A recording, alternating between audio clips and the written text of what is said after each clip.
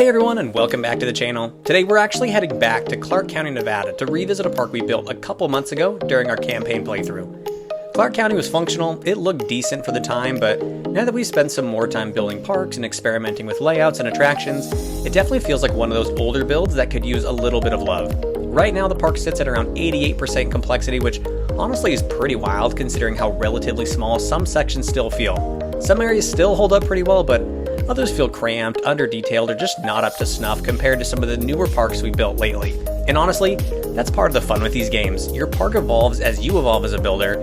The more time you spend learning terrain tools, guest flow, environment storytelling, enclosure design, and all those little details, the harder it becomes to leave your older parks untouched.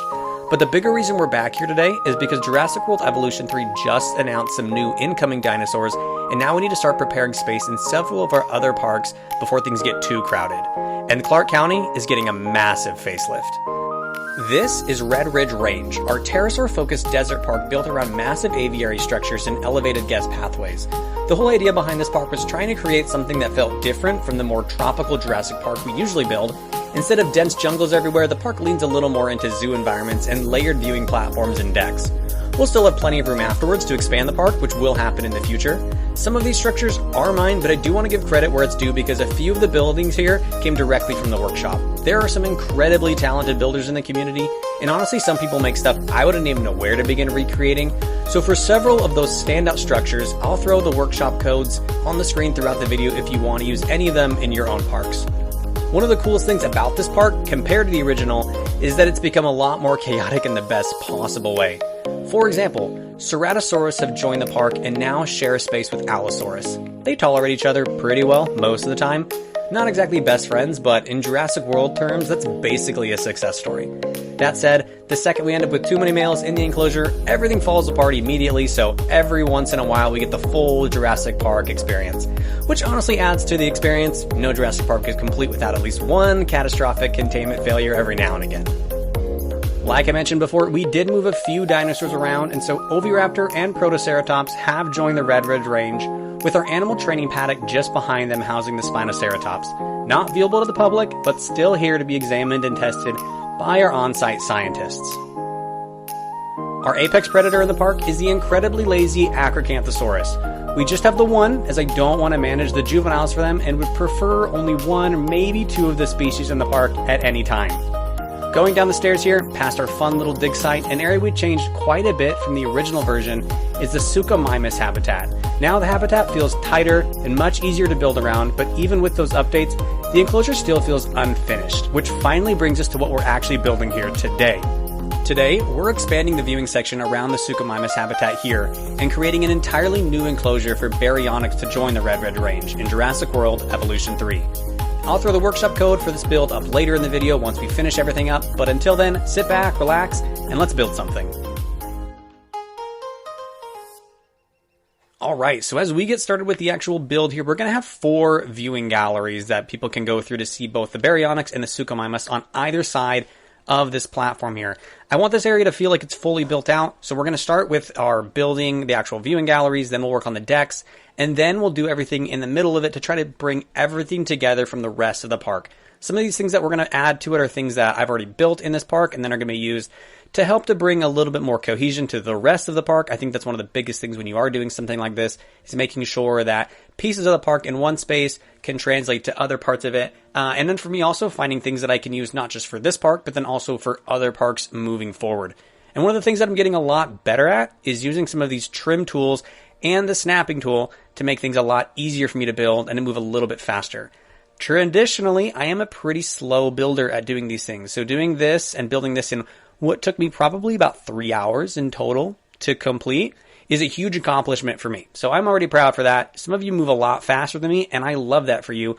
But I am going to take my sweet time to build something that I feel at least decently okay with. This one I did feel pretty good how it turned out in the end, though. We're going to have a few different planter boxes that we're going to have, some on the top of this building, some on the bottom here, and then we'll have a couple different statues that we'll add in here as well.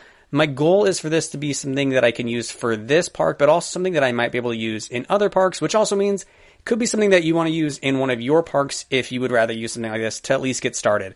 You can't always switch out the statues that we have here for Baryonyx for something else, But for me, it makes sense to use those here. I just had to reduce the size of them pretty substantially to make sure they could actually fit in this space here. We're going to have to add our security cameras here. We've got some lights.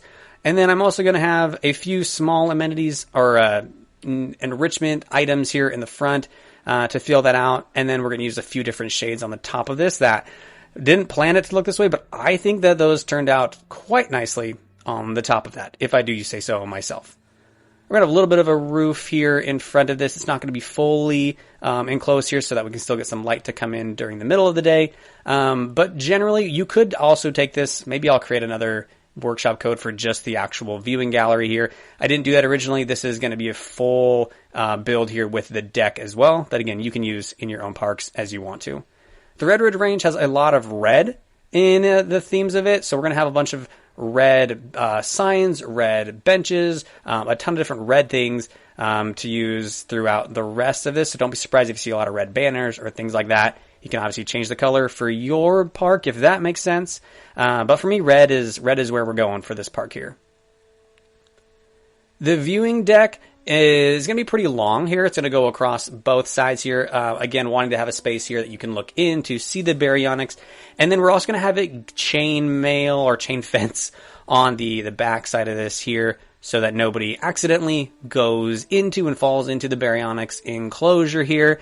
Not that anybody would want to do that, but we're just going to make sure that this is guarded against people being a little bit stupid as they're moving forward here. And then we'll have some wood poles on each side of this so that we don't feel like we have these ends of the roof that are sticking out. They'll look a little bit wonky and unfinished. So I'd like this to feel as finished as possible. And also we're changing some of the colors here. So I haven't done a lot of white fences, but for us here, and I don't know how it turned out that way, but white ended up looking good to me. And so we have a lot of white fences for this part here. And then we'll just duplicate it on both sides of this here as a start. And then once we use the multi-select tool, we can just quickly grab the entire viewing deck, move one over, and then we just have to do a couple small things to tweak and change some little pieces here to make sure it actually fits. Originally, my goal was to have the terrain on both sides of this deck to be at the same height. It didn't end up perfectly that way as we had to make a couple of adjustments as I kind of messed up a couple things in the middle, which I will show you that we screwed up. But the goal was originally to have it so it felt like this just kind of bridged over both sides. It's not going to look exactly like that, but it's going to be pretty close in size on both sides of this here. Playing with a lot of these different props and enrichment items here to just make this feel a little bit more lived in and real space. And one of the things I want to add here is in the middle where we actually see the viewing decks is we're going to have a space here that guests and staff would go to feed some of the Baryonyx. This is going to be similar to what we have in the Katsuyama Japan campaign where we have a space where they can feed the Spinosaurus in their enclosures here. But we'll have a space here that guests can see staff actually feed some of those dinosaurs. So I did screw something up, and so we can see what that looks like here. I wanted to have this deck going on both sides, and I wanted them to be exactly 180 degrees from each other, so it felt like it was a perfect square, rectangle. I don't know my shapes today, but I wanted to make sure that this was perfectly straight, and something fell apart, and I don't know if you can tell what that is quite yet. It took me a minute to figure it out as I'd already played with the terrain to make sure that it was flat on both sides against the actual viewing galleries here. One of the things that, and I don't know how this actually ended up happening here, is that the entrance point for both sides here don't match up with the actual viewing galleries. They come out from the side of it and they go towards the actual enclosure. So I don't know how that ended up happening. I had to make a small tweak to fix that, so that's on me. I don't know how you do that though, so if anybody knows how that actually happens, I would love to know how to not do that in the future, so put that in the comments please. But regardless, I just had to re-go through it and just manually put both these in and eyeball if it was going to be a perfectly opposite each other. I don't know words today, but just want to make sure that they were as close as possible, and then we'll just use the path tools here to try to fill in the gaps for everything else here. I don't want the entrance for the staff to be viewable to the public as they're going through this, so I'm going to have this just on the side here and hidden with some rocks. We're also going to have a barrier here that nobody can actually see.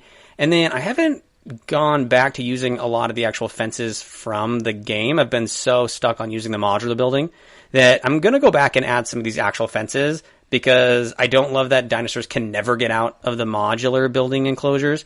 And so I want to give some spaces where if we really ticked off a Baryonyx here, it would be able to get out. Right now, before that, the only way it could get out is over by the Acrocanthosaurus, which I don't think is the smartest move for Baryonyx, but I want to give them another space. If they really got ticked off, we had a little bit of chaos, Baryonyx could get out and not next to another apex predator. I guess Baryonyx technically isn't an apex predator, but don't want it going up near the Acrocanthosaurus. I'm going to play a lot with the terrain on the side of this here. I want to make sure that this is a large enough space that Baryonyx can walk around and maneuver and not get too frustrated. I don't have a lot of the carnivores now having a lot of their juveniles. Some of these spaces I'm not going to actually have juveniles, so I can more easily manage some of those spaces here. But for Baryonyx, I really want to make sure that they have a space where they can have those juveniles and having adequate space to expand and to build that. We did have a hurricane warning coming in, so we had to make a couple adjustments and had to start eyeballing things in the dark to start playing with the terrain. So we did a little bit of messing with that, but in the end I had to wait around for the hurricane and for it to become light again, to actually figure out everything to make sure that the Baryonyx was happy. Also, some of the terrain was being a little bit finicky to navigate, but once the light came on, it was a lot easier for us to work through. But again, I want to make sure that some portion of this, or a lot of this, is also not viewable to the guests, so that the Baryonyx don't always have to be front and center for people. This can be a space where if Baryonyx wants some space just away from people, it has that. It doesn't feel like they're always being viewed by people. So there's a good, healthy portion of the back where they don't actually need to be seen. I use this shade a couple different spots within the park, and most of those are for the guests, but I'm going to use one of them over by the waterfall. And then as we're building out the middle space here, I have some of these flower beds that I've started creating that helps break up some of the path here and make it feel not like it's all just concrete. So we're going to use a couple things we already have in other parts of the park here to try to bring some more of this together. So we mentioned that we have a lot of red here. We have a lot of these red banners that we have going out throughout the park, and so we'll add some of those. And then at the end of this here, I don't want it to feel like people can keep going through the rest of the park, even though we have space to expand. But I want us to feel like this is a jumping off point for when we come back in the future. We'll change some of this later, but we have this walled off Jurassic Park wall and gate with the doors that are closed. And want this to just feel like it's just a barrier. It's a stopping point. This is the end of the actual park as it is right now. But hopefully in the future, we'll be able to add more dinosaurs to this park as we get more expanded into the game. We have a ton of these signs throughout the park that help us to know which dinosaurs are where. We also have some that actually say that this is the Red Ridge Range. And I want to make sure we have some of those as well here to add to for Baryonyx. We've used these for a bunch of the dinosaurs. We don't have these for any of our pterosaurs in the park here, but we're going to add one of these for Baryonyx. So if we want to do that, we're just going to take away all of the letters here and then just re-put these in here for Baryonyx. And as long as I remember how to spell Baryonyx properly, which is a big maybe, we should be able to quickly add this in here.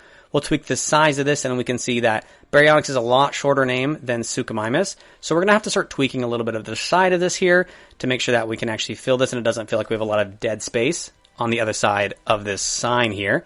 Then we'll add two of these on the side here. You can also see that some of our poles here for the wood, they just need to be expanded down a little bit to fully build this out. And then that build is going to be completed for our viewing gallery here that we can use for, again, for Baryonyx, but we can also use this for obviously any other dinosaurs that we want for here or in the future. But this is at least a good starting point for us to use in this park, but then also we'll use it for some other ones as well. Last thing we're doing here is just adding a few different lights here to light up the path here. But essentially, we have finished up the Baryonyx enclosure here. So this is what this is going to look like. We're going to take a couple minutes here just to see the dinosaur and see this space here in its enclosure, in these pathways here. Thank you again so much for watching this. Thanks for going through as we toured the new updated Clark County, the Red Ridge Range that we have here. We'll continue to add some more dinosaurs in the future. But until then, enjoy the rest of your day, and I will see you on the next build.